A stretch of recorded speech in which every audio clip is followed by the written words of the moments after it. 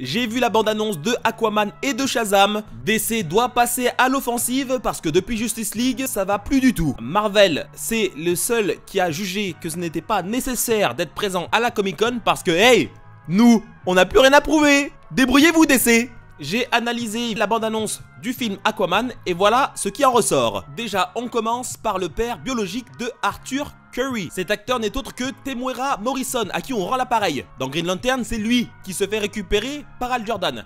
C'est à son tour de retrouver une naufragée. Chacun son tour. Cette naufragée n'est autre que Atlana, jouée par Nicole Kidman, qui deviendra sa femme. Ensuite, un enfant, un Arthur.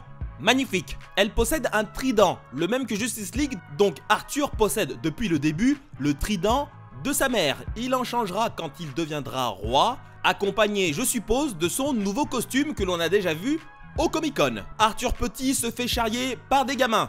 Alors, c'est pas la première fois que l'on voit un super-héros qui, durant sa jeunesse, se fait charrier par ses potes. Mais là, c'est surtout en référence au fait que le personnage d'Aquaman a toujours été moqué sur son pouvoir de communiquer avec les êtres marins, que ça soit dans les comics, dans les séries, dans les films, et aussi dans la vraie vie, notamment du fait des dessins animés, de différents comics, où on apprend qu'il a été élevé notamment par des orques. Bien! Ce qui justifie aussi le choix de Jason Momoa dans le rôle. Quand tu le vois 2 fois plus gros que ses propres gardes du corps, t'attends quelques minutes avant de dire qu'il n'a pas de charisme. Aquaman débarque dans un sous-marin. On aperçoit Yahya Abdul-Mateen qui joue Black Manta, dont la première apparition en live était dans Smallville saison 10. Black Manta va sans doute se confronter une première fois à lui avant de mettre la main sur une technologie lui permettant d'être en mesure d'affronter Aquaman avec ce masque alien, mais qui lui donne un look plutôt badass. Il faut 40 secondes pour voir que James Wan a complètement craqué. Le mec peut plus filmer tout droit des scènes d'action. Il faut qu'il tourne la caméra. Façon Fast and Furious, c'est plus possible, hein.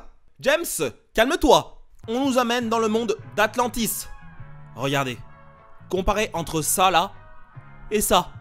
Ça prouve encore que les mecs, ils avaient pas travaillé, hein. Bon, fin de la parenthèse Justice League. Non mais regardez la différence, là.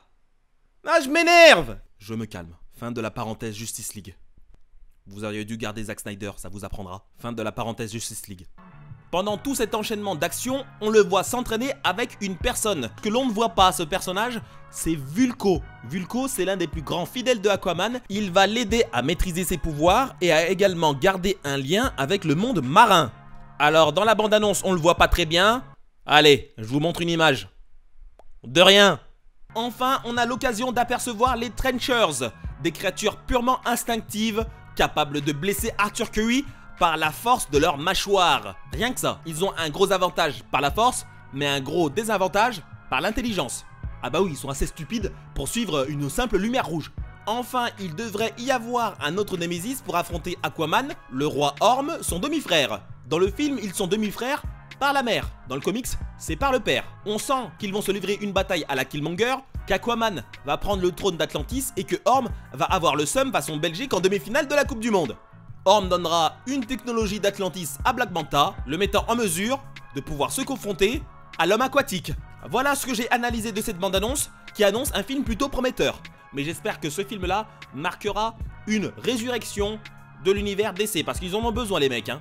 Si vous avez vu que j'ai laissé échapper certaines choses, n'hésitez pas à rajouter votre contribution en commentaire. Voilà, c'est tout pour aujourd'hui, je suis super content d'avoir réalisé cette vidéo. N'hésitez pas à me dire si ça vous a plu et si vous en voulez d'autres. Je suis disponible comme d'habitude sur les interfaces d'interaction virtuelle comme Facebook ou Twitter.